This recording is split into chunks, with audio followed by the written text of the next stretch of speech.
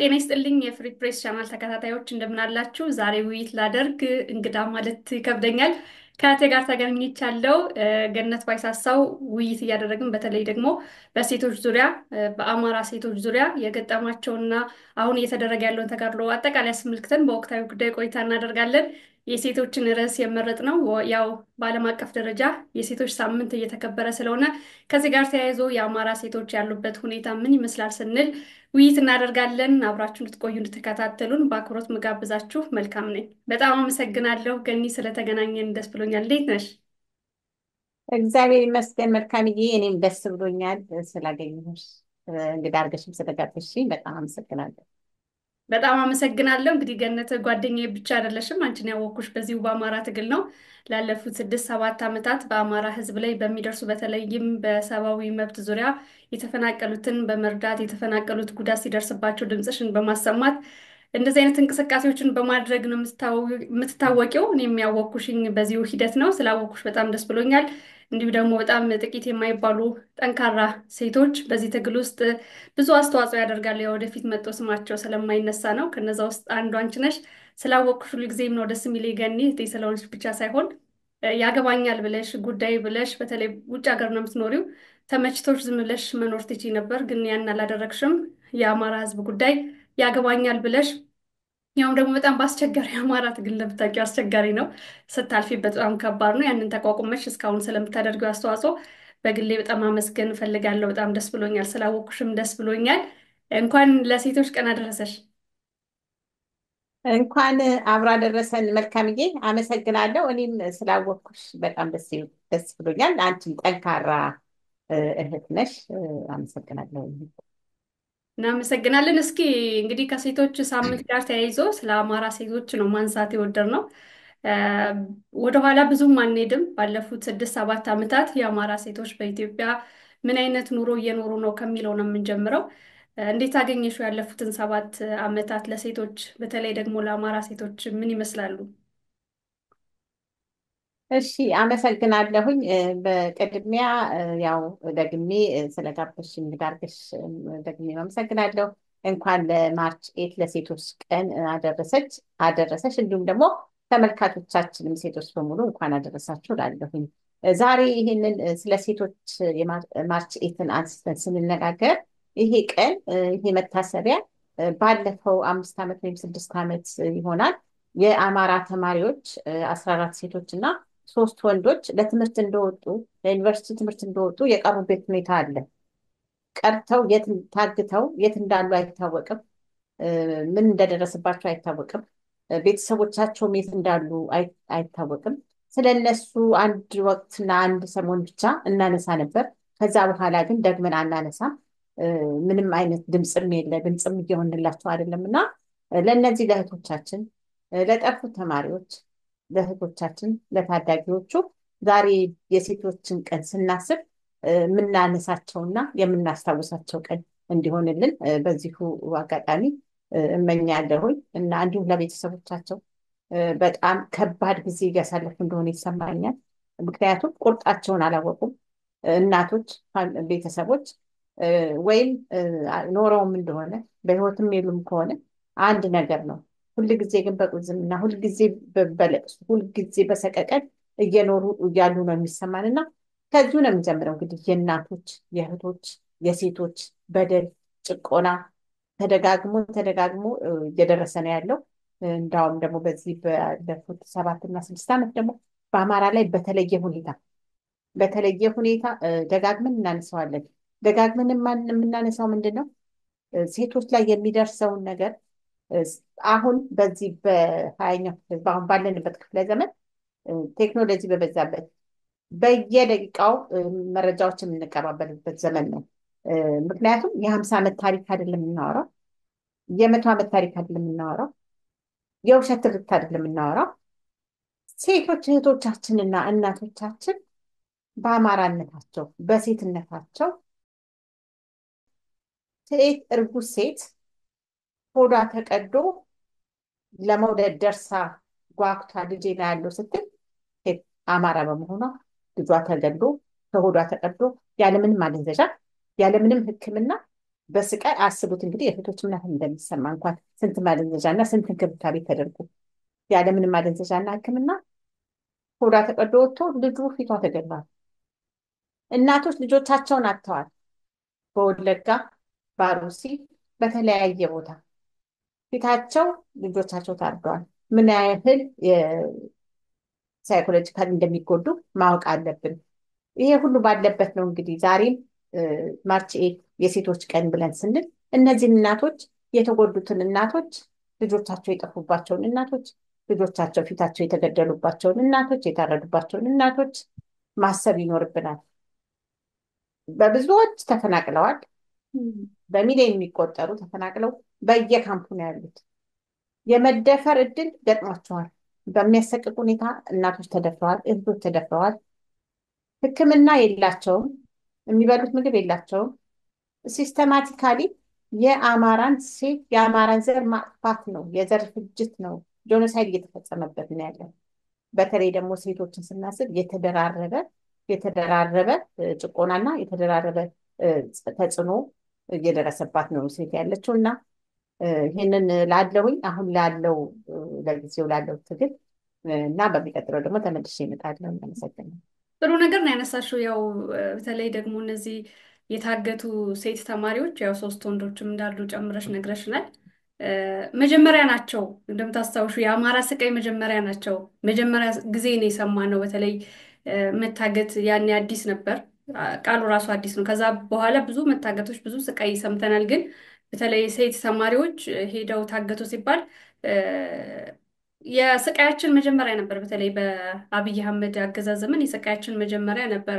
አሁን እንደውም እንኳን አደረሳችሁ እየተባባልን ነበር። እንኳን አደረሳችሁ ያልንበት ያው ሁሉ ሰው በደስታ ደስ ብሎን አይደለም፣ ግን መድረሳችን በራሱ አሁን ላይ በተለይ በኢትዮጵያ ላለው አማራ መድረሱ በራሱ በቃ እንኳን አደረሰ ሊባል የሚችልበት ጊዜ ላይ ስለደረሰ ነው እንኳን አደረሳችሁ በሚል የጀመርነው እና እንዳልሽው እነዚህ ሴት ተማሪዎች ከነሱ በኋላ ብዙ ሰዎች ታግተዋል፣ ግን ደብዛቸው አልተሰማም። እነዚህ የራሱ 17 ተማሪዎች እኔ ሁልጊዜ ቤተሰቦች እንደ አንድ ቤተሰብ ስታስቢ አሁን ብዙ ጊዜ በጣም በተደጋጋሚ ስለ አማራ በደል ሰምተናል፣ ልናወራለን ለመር ነው መሰለኝ። አሁን ራሱ ግን ለአንድ ቤተሰብ ለአንድ እናት ልጇ ወጣ ለቀረች እናት ሁልጊዜ ነው የሚያስቡት። ሁሌ የእግር እሳት ነው የሚሆንባቸው። እነዛ እናቶች እነዛ ቤተሰቦች ዛሬ በምን አይነት ሁኔታ ላይ እንዳሉ አናውቅም። ግን ቢያንስ እነሱን ማሰበሽ መዘከርሽ ጥሩ ነው። እንዳልሽው ግን ባለፉት 6 ዓመታት ለአማራ ሴቶች በተለይም ደግሞ አሁን ላይ በዚህ 2 ዓመት አማራ ክልል በተባለው አካባቢ እንዲሁም ደግሞ በአጠቃላይ በኦሮሚያ ክልል፣ በቤኒሻንጉል ክልል፣ በደቡብ ኢትዮጵያ በብዙ ቦታዎች ለአማራ ሴቶች ሲኦል ነበረ። ብዙውን ጠቅሰሻል፣ ላለመድገም ነው አለፍ አለፍ የማደርገው ገኒ።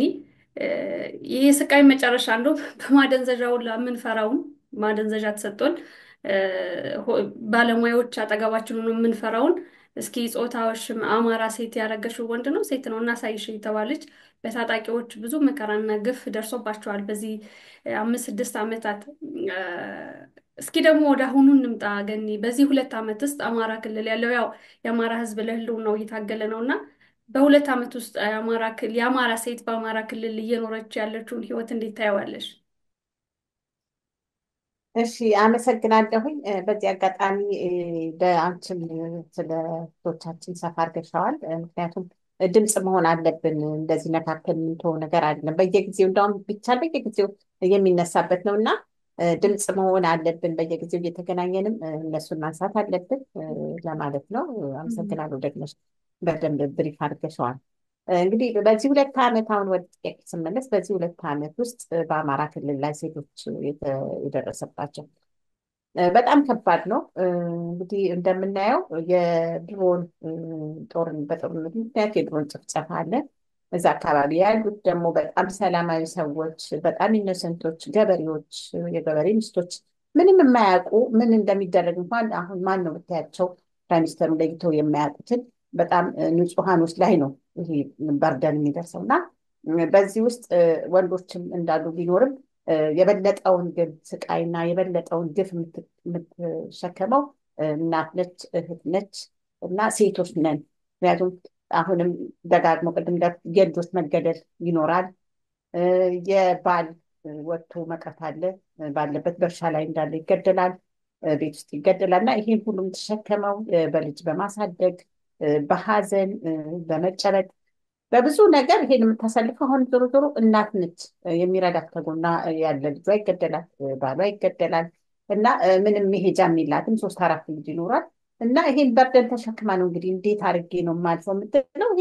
ይሄ ሁሉ የጭቆናውና አንዱ የሴቶችን መብት አለመከበሩ የሚያሳይ ነው እና አሁን ሴቶች ደጋግመን የምንለው በሕክምና ለምሳሌ አሁን የሆነ ሕክምና ቢኖር በመውሊድ ቢሆን የተለያየ ጤና እክል ቢያገጥማቸው ተቋማቶች በዚህ አጋጣሚ መናገር የምፈልገው በሚደርሰው የድሮን ጥቃት ተቋሞች ይፈርሳሉ፣ ትምህርት ቤቶች ይፈርሳሉ፣ ወጣቶች ትምህርት ቤት፣ ልጆች ትምህርት ቤት አይሄዱም፣ የአማራ ልጆች አይማሩም፣ ሴቶች አይማሩም፣ ሕክምና የለም። ከመድኃኒት ቀላል መድኃኒት እንኳን ቀላል ነገር ሊያድን የሚችል ነገር ሆነ ተብሎ አይገባም። መድኃኒት የሚባል ነገር አይደርስም። ትምህርት የሚባል ነገር የለም።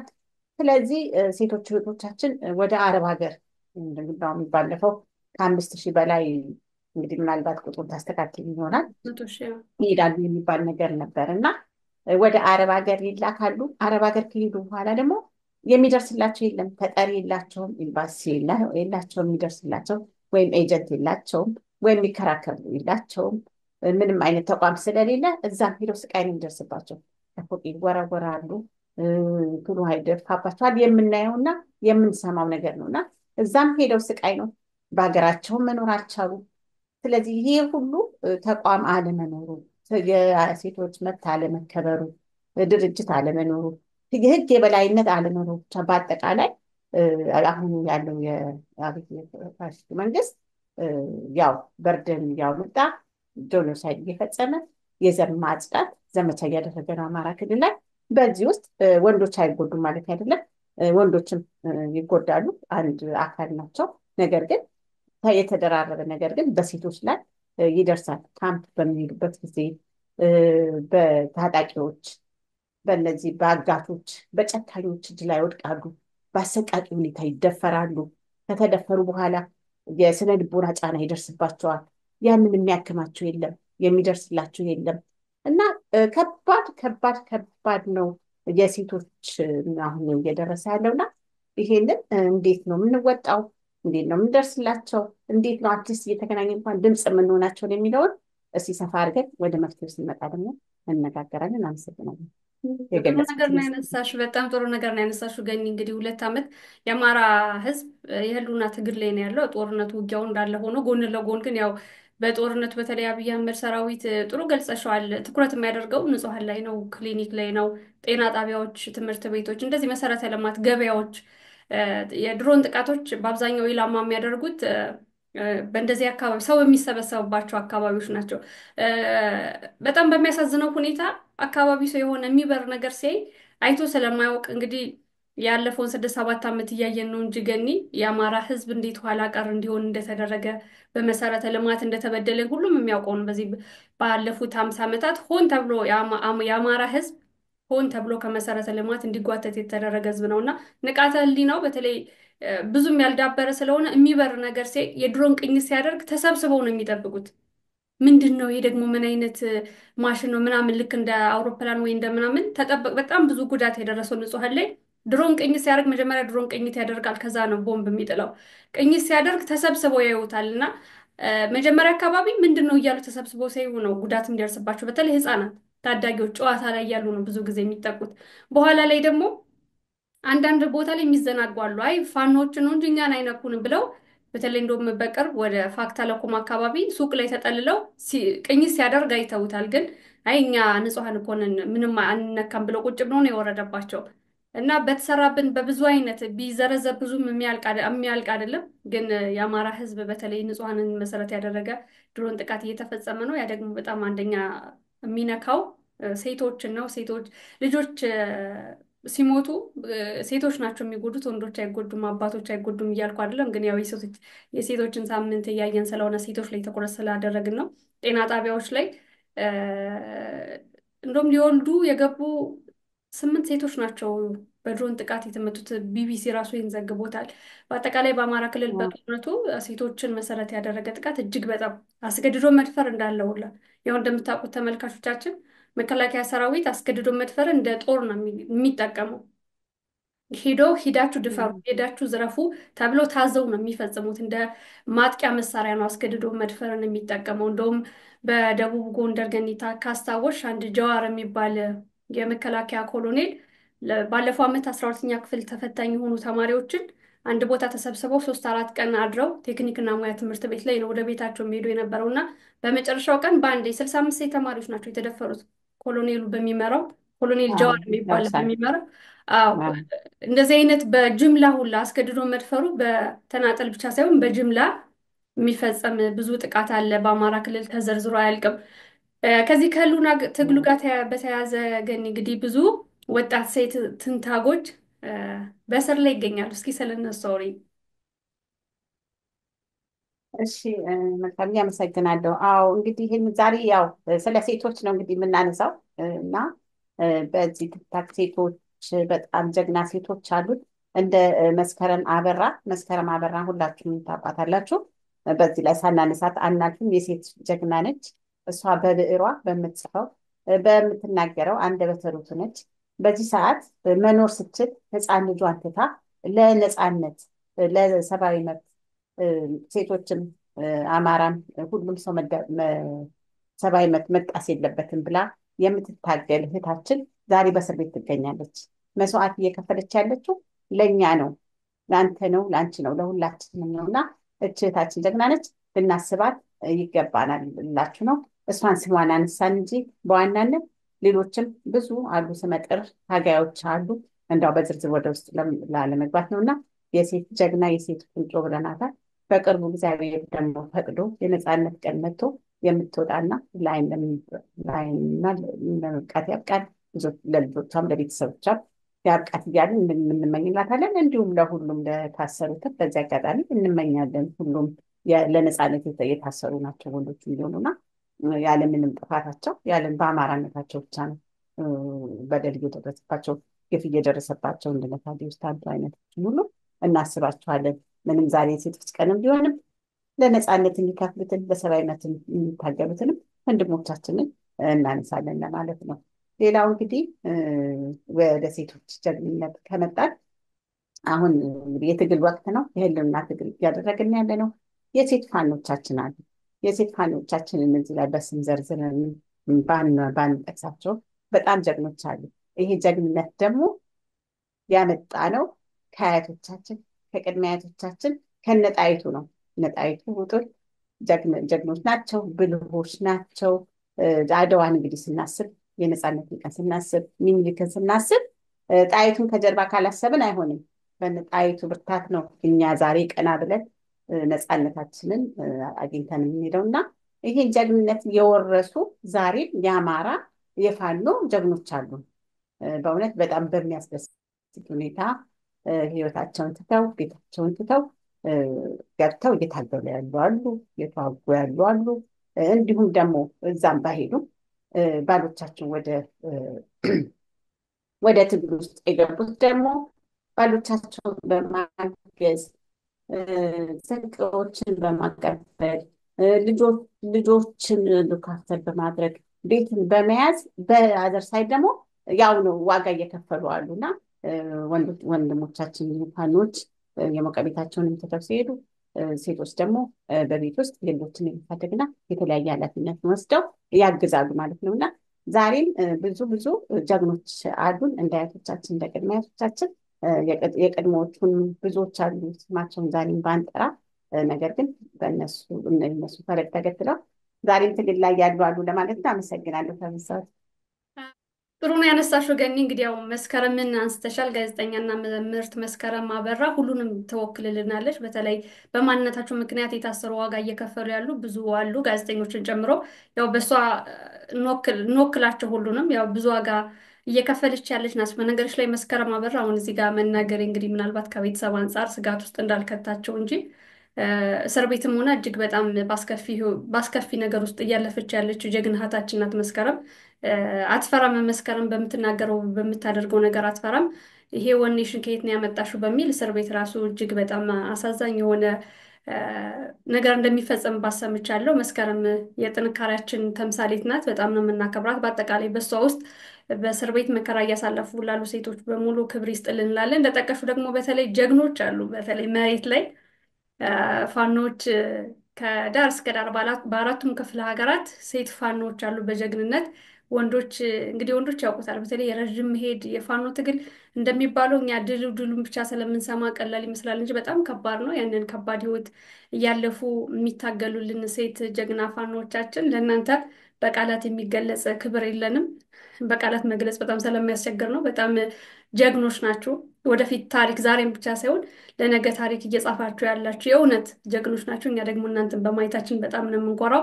በሌላ ጊዜ እንግዲህ በስፋት ስለነሱ እናነሳለን። ገኒ እንግዲህ በአጠቃላይ በተለምዶ ከክልል ውጭ ያለውን አማራ የሚደርስበትን ጥቃት አይተናል። ክልል ውስጥም ተብሎ በተከለለው ግን ያው አማራን በማይመጥን ስለሆነ ነው እንደዚያ ያልኩትኝ። ብዙ መከራ እየደረሰ ነው እና ከኛ ምን ይጠበቃል? በተለይ ውጭ ካለው ከችግሩ ትንሽ ራቅ ካለው ማህበረሰብ ምን ይጠበቃል በሚል የመጨረሻ ጉዳይ አድርገን ውይይታችንን እንጨርስ። እሺ ከምዬ አመሰግናለሁኝ። ከኛ ምን ይጠበቃል? አዎ ብዙ ነገር ይጠበቃል። ዲያስፖራ ብዙ ነገር መስራት ይችል ነበረ። ሴቶች እንደ ሴቶች ተደራጅተን በዓለም አቀፍ ደረጃ ተቋም መስርተን መታገል መቻል አለብን። እንዲሁም ደግሞ በዲያስፖራ ያለው የአማራ ትግል ባለፈው እንደምታውቂው አንቺም ብዙ የተነቃቃበት ጊዜ ነበረ። ብዙ ድርጅቶች ተቋቁመዋል። ከአሜሪካ ከአውሮፓ ሁሉ ህብረት ለመፍጠር ብዙ የተጀመሩ ስራዎች ነበሩ። ነገር ግን እንደ ተቋም ሆኖ የቀጠለ የአማራ ጠንካራ ተቋም አታይም። በመሀል የሆነ ነገር ይፈጠርና የመበታተን ነገር ታያለሽ። ይሄ ደግሞ ምንድን ነው ብዬ እኔ ካለኝ ልምድና እስካሁን ካሳለፍኩት ሳስበው በመጀመሪያ እንደውም ማስቀምጠው አንደኛ ይሄ አማርኛ መናገራችን ይሄ ቋንቋችን ራሱ በራችን ክፍት ነው። የአማራ ትግል ሲጀመር ሁሉም ይገባበታል፣ ማንና ማንንም አክቲቭ። ስለዚህ እንግዲህ ምናልባት የብአዴንም ሆነ የብልጽግና እጅ ረጅም ነው። በዛ መሀል ይገባና የመከፋፈልና የመበታተን ሁኔታ ይፈጠራል። አንደኛው እሱ ነው ብዬ የማስበው ይሄ ክፍት በራችን መሆኑ። ሁለተኛው ደግሞ ምንድነው እንግዲህ ወንዶቻችን በዚያ አጋጣሚ ልትሰሙ ትችላላችሁ እና ብዙ ጊዜ ወንዶች የራሳቸው የሆነ ነገር አላቸው። የኛ ወንዶች ምንድነው እኔ ካልመራሁት የሚል የራስ ኢጎ አለና በዛ ምክንያት ብዙ ጊዜ ይቅርታ እንግዲህ ለንግግሬ፣ በዛ ምክንያት ብዙ ጊዜ ድርጅቶች በእነሱ ምክንያት እስከታች ድረስ የመከፋፈልና የመበታተን ሁኔታ አለ እና እኔ እንደው አደራ ምለው አንደኛ እንደ ሴት ዝም ብለን አንቀመጥ። በትግል ላይ ያላቸው ሴቶች እንደገና ተሰባስበን ዓለም አቀፍ የሆነ የዓለም አቀፍ የሴቶችን እንቅስቃሴ አድርገን ተቋም ሆነን ድምፅ ለሌላቸው ድምፅ መሆን አለብን። መድረስ ባለብን እንድረስ። ብዙ ምሁሮች አላችሁ፣ ሴቶች ጠበቆች አላችሁ፣ ዶክተሮች አላችሁ፣ የሳይኮሎጂ ምሁሮች አላችሁ እና ይሄንን ስለ ልቦና የተነካውን የእህቶቻችንን በመደፈር በመገደል ልጆቻቸው ደም ሲፈስ ያዩ ብዙ ነገር አሉ። ልጆቹም ህፃናቶችም ሆነ ሴቶች ላይ መስራት አለብን ብዬ አስባለሁ። ይሄ ውይይትና እንትን ይቀጥላል። ወንዶቹ ደግሞ ራሳችሁን ባካቱ ዝቅ አድርጎ እዛ አሁን የተወያየነውን አሁን የተነጋገርነውን ስለ እናቶቻችን ስለሚፈሰው ደም፣ ስለ ህፃናቶች፣ ስለ እናቶች ብላችሁ ራሳችሁን ዝቅ አድርጋችሁ እኔ ትልስ አንተ ትልስ ብላችሁ ትግሉን ወደፊት የምታራምዱበትና ወደፊት የምትራምዱበትን መንገድ እሱን እንግዲህ እንድመክራለሁኝ ወደፊት ትግሉን እንድታስኬዱት ለማለት ነው። እንግዲህ ሌላው አንድ በአጠቃላይ ስለ ሴቶች መናገር የምፈልገው ያው አሁን እንደው በጣም ስፔሲፊካሊ አማራ ላይ ያሉን እንጂ እንደ ኢትዮጵያዊነት ደግሞ በአጠቃላይ እንደ ኢትዮጵያ የሴቶች መብት አሁንም እየተረገጠ ነው ያለው። ምክንያቱም ምንም አይነት ተቋም የለም። ምናልባት ሴቶችና ህፃናት የሚል አለ ሰምቻለሁ። ግን ምን ያህል ህጉ ይተገበራል? ምን ያህል ይቆምላቸዋል ለሴቶች? ይሄ አሁን የመደፈር ኢቨን እንኳን በቤተሰብ ውስጥ በትዳር ውስጥ እኔ አንድ የማውቀው ታሪክ አለ። እሷን ለማስተላለፍ ጊዜ ነው። ልጅቷ ብዙ ጊዜ ትጠቃለች። ሚዲያ ላይ የሚወጣ ነው። ብዙ ጊዜ ትጠቃለች። ብዙ ጊዜ ስትጠቃ በባሏ ትሄዳለች፣ ለፖሊስ ሪፖርት ታደርጋለች፣ ለቤተሰብ ትነግራለች፣ ለጓደኛ ትነግራለች። ምንድነው አንቺ ሴት ነሽ፣ አንቺ ሰፊ ነሽ፣ አንቺ እናት ነሽ፣ ለልጆች ስትይ ተጎጂ፣ ለልጆች ስትይ ተጎጂ። ጭራሽ የዚህ ሁሉ ነገር እየደረሰባት ወደ ሴቷ ላይ ነው የሚመጣው። እንትኑ ወርደኑ ቻይ እንዴ የምትባለው። ስለዚህ አንድ ቀን ተነስታ የራሷን ህይወት በቃኝ ብላ በምትጀምርበት ጊዜ ያው መጨረሻው ጥሩ አይሆንም። አሲድ ፊቷ ላይ እስከ ማፍሰስ የደረሰበት ሁኔታ አለ። ይሄ አሲድ ማፍሰስ ራሱን የቻለ የተደጋገመ ነገር የምንሰማው ነው። ምክንያቱም ህጉ አንደኛ ህግ የበላይነት የለም፣ ህጉ የጠበቀ ነገር የለም እና ምንም አይነት ጠበቃ ጠንካራ የሆነ እንደው በዓለም አቀፍ ደረጃ እንኳን ሊቀጡ የሚችሉበት ነገር የለም፣ አይተገበርም። እንደዚህ አይነት ጋጠ ወጥነት ሲያደርጉ፣ የሰውን ህይወት ሲያበላሹ፣ አሲድ ሲደፉ በትክክል ፍርድ አግኝተው መቀጣትና ብዙ ነገር መድረስ ነበረበት። ግን ያንን አናይም እና ይሄ ሁሉ ነገር ስላለ አሁን በማህበረሰብ ውስጥ ይሄን ሴቶች ተጎድታ ስትመጣ መደመጥ አለባት።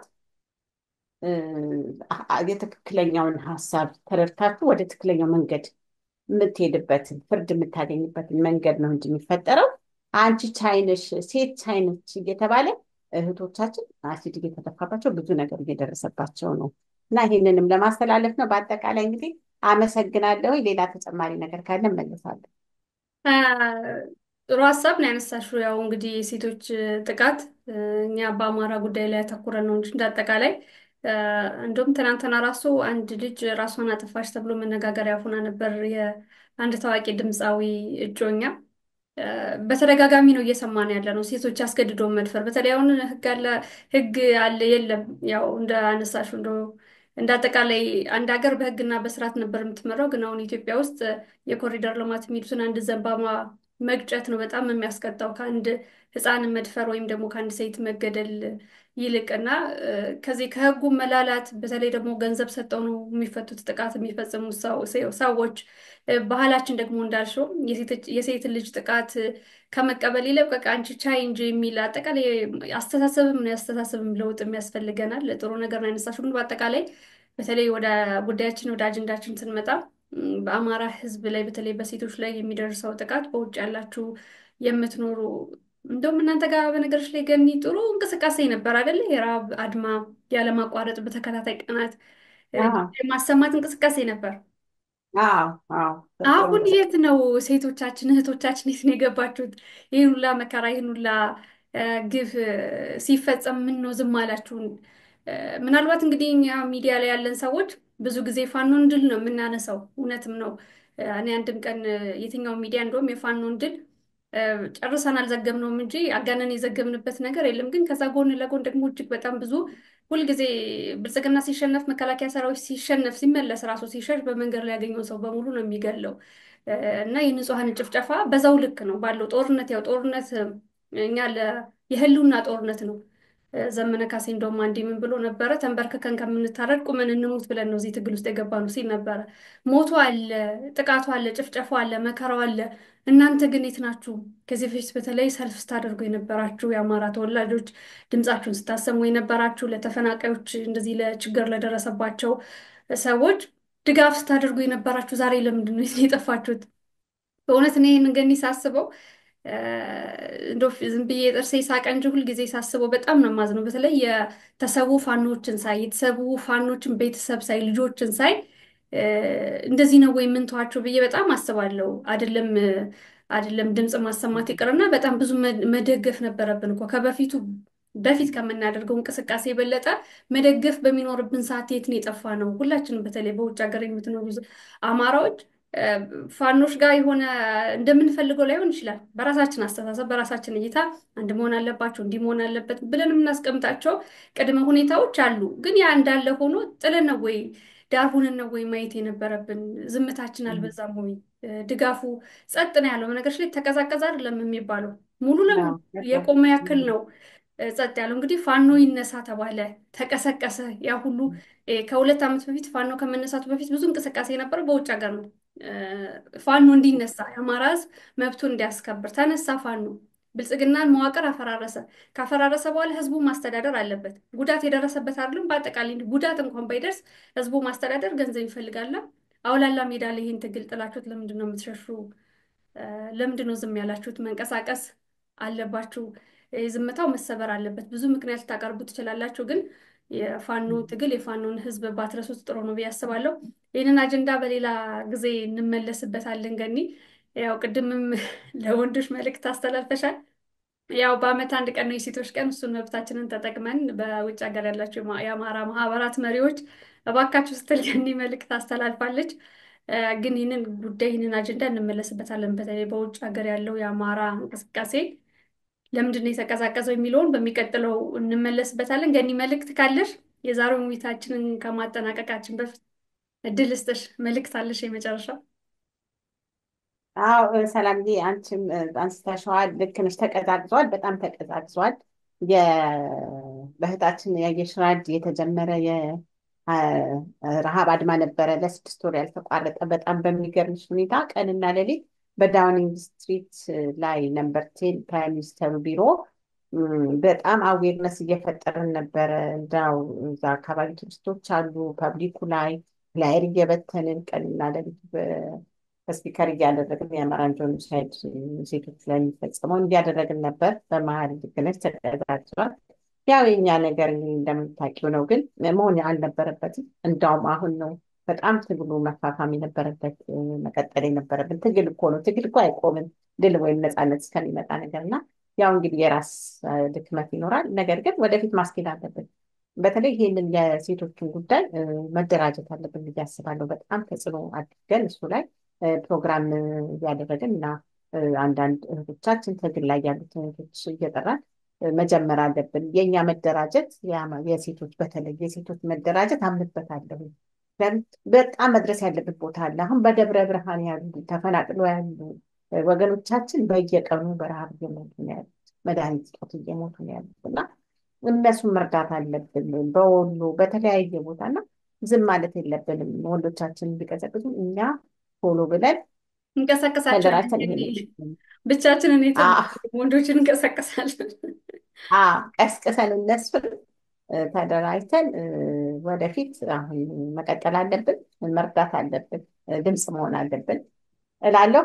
አመሰግናለሁ። እንግዲህ ስለዛሬ ይሄው ነው መልዕክቴ። በጣም አመሰግናለሁ ገኒ ስለነበረን ቆይታ። ጥሩ ቆይታ ነው የነበረን። ያው እንግዲህ እንመለስበታለን። በተለይ በሚቀጥለው አጀንዳችን ይህንን የተመለከተ ሌሎችንም አካተን በተለይ ፊት የወጡ የነበሩ ድምጻቸውን ያሰሙ እህቶቻችንን ፈልገን እናመጣቸዋለን። አምጥተንም ምን መደረግ አለበት፣ ለምንድን ወደኋላ ያልነው የሚለውን ነገር አብረን እንወያይበታለን። ስለነበረን ጊዜ ከልብ አመሰግናለሁ ገኒ። መልካም ጊዜ። እኔም አመሰግናለሁ።